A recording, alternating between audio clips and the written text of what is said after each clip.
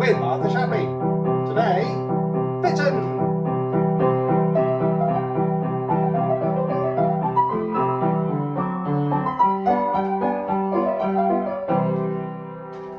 Hello, hi, it's Arthur Shappy here, hello. Look, I am so sorry I didn't do one of these last week. It all got a bit crazy around here because you know how me and my friends Priya and Sam were planning to move back into our old flat this month? Well, I thought I should just give the landlord a call to let him know we were moving back in. And he said, "Oh, I didn't know you'd moved out."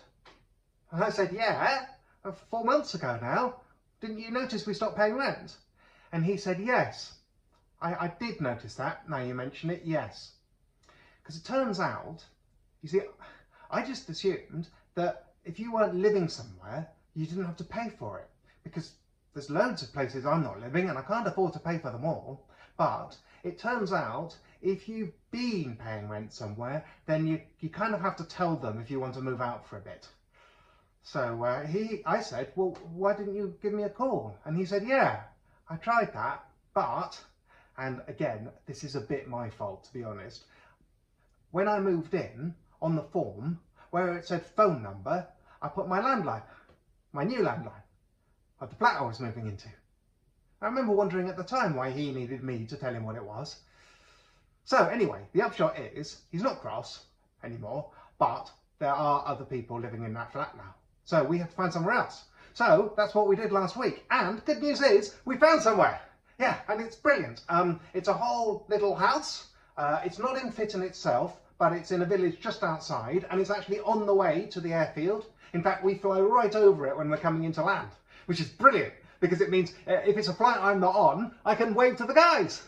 And if it's a flight I am on, I can wave to the other guys. So that's amazing.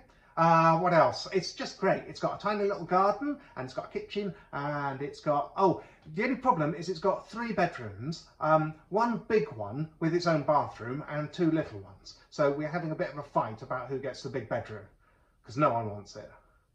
Priya doesn't want it because she pays the least rent at the moment and she likes it that way. And Sam doesn't want it because he says if he has his own bathroom, he'll have to clean it. And I don't want it because the smallest room of all has got bunk beds. And I'm not an idiot, but I'm sure we'll sort that out. Otherwise, it's got everything, except a piano. It doesn't have a piano. Oh, and as far as I can tell, it doesn't have any mice. But you can't have everything, can you? So, I think that's all the news from here. Except for all of your brilliant suggestions for Douglas's Film Club.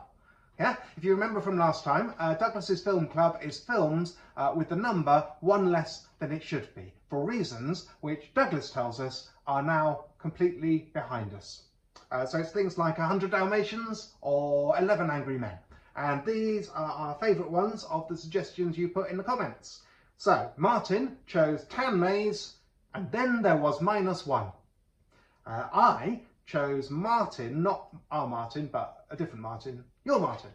I chose your Martin's, the $999,999,999 brain. Herc cheated and chose 2 because they're by the same person and he says he can't choose between them. It's Amberish and her suggestions of The Royal Ninenbaums and Star Wars Episode 6, The Threes Awakens.